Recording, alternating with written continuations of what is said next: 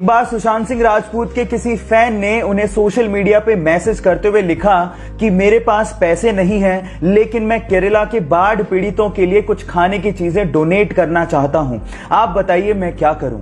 तो सुशांत सिंह राजपूत ने 1 करोड़ रुपया डोनेट करने के बाद उस फैन को रिप्लाई किया कि तुम जो चाहते थे वो मैंने कर दिया।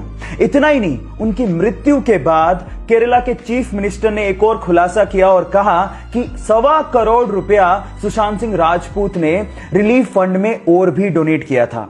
जहां हम एक और 100 रुपया भी डोनेट करना होता है तो सोशल मीडिया पे हो हल्ला मचाते हैं, वहीं उस बंदे ने 1.25 करोड़ रुपया डोनेट करने के बाद भी किसी को बताया तक नहीं, और यह खबर उनकी मृत्यु के बाद बाहर आई। सुशांत सिंह राजपूत, आपकी दरिया दिली के लिए हम आपको हमेशा याद रखेंगे। वर्ल्ड के 4 बड़े अरबपतियों की 4 मोस्ट पावरफुल हैबिट्स में से हैबिट नंबर 2 मैंने ली है वर्ल्ड के 3rd रिचेस्ट पर्सन और सबसे बड़े इन्वेस्टर वॉरेन बफेट से। वो ये कहते हैं कि अगर आप किसी एक बड़े आइडिया को हां कहते हो तो आपको 100 छोटे छोटे आइडियाज को ना कहना पड़ेगा, चाहे वो कितने भी प्रभावशाली क्यों ना हो।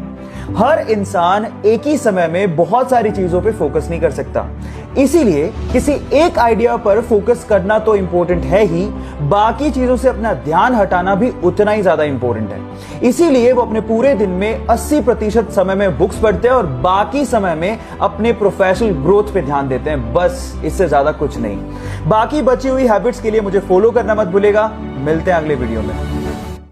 उसका सपना था कि हर एक आम इंसान भी स्पेस की सैर कर सके। वो सस्ते कमर्शियल स्पेस व्हीकल बनाना चाहता था।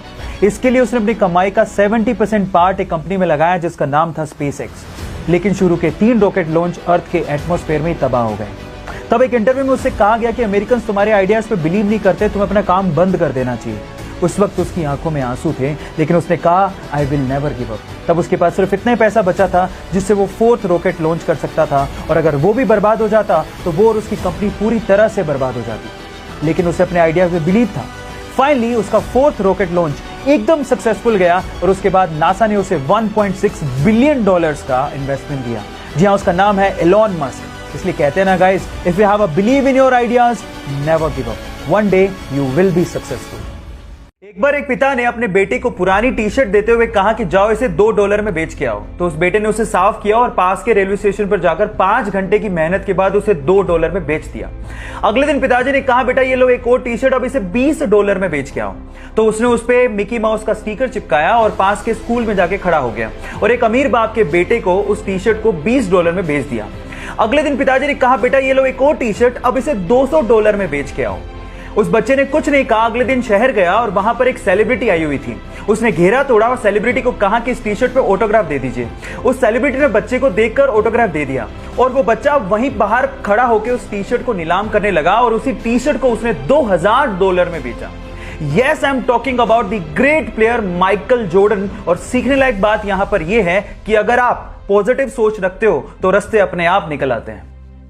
एक बार एक पिता ने अपने बेटे को पुरानी टी शर्ट देते हुए कहा कि जाओ इसे $2 में बेच के आओ। तो उस बेटे ने उसे साफ किया और पास के रेलवे स्टेशन पर जाकर 5 घंटे की मेहनत के बाद उसे $2 में बेच दिया।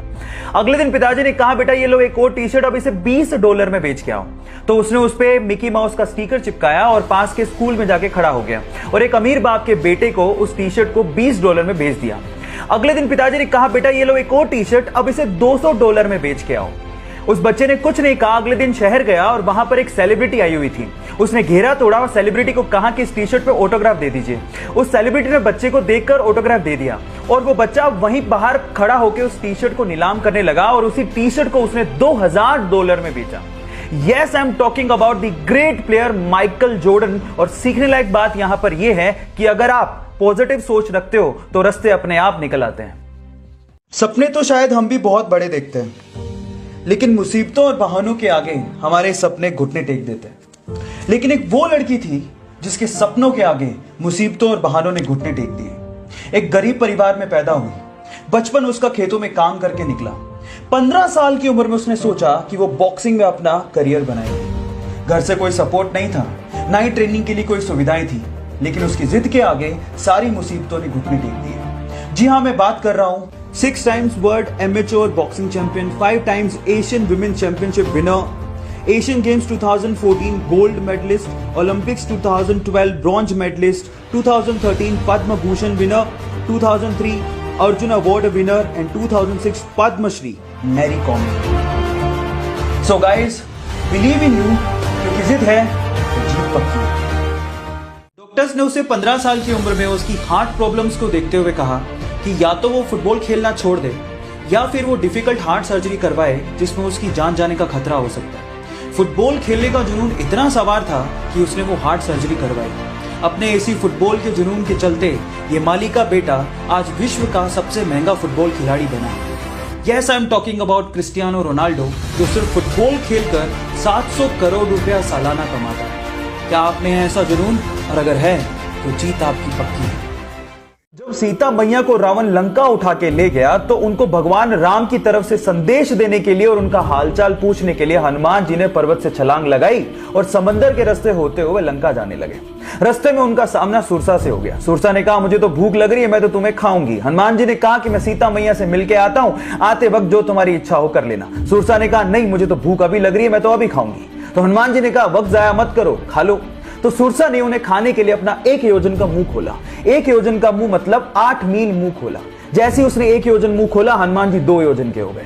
सुरसा ने 2 योजन का मुंह खोला, हनुमान जी 4 योजन के हो गए। ऐसे करते करते सुरसा ने 64 योजन का मुंह खोल लिया। तो हनुमान जी ने बुद्धि दिखाते हुए अपना शरीर छोटा किया और उसके मुख का चक्कर लगाते हुए बाहर आ गए। यहां समझने लायक और सीखने लायक बात यह है कि जब पावर दिखानी थी तो हनुमान जी बड़े होते चले गए, लेकिन जब बुद्धि दिखानी थी तो हनुमान जी छोटे हो गए।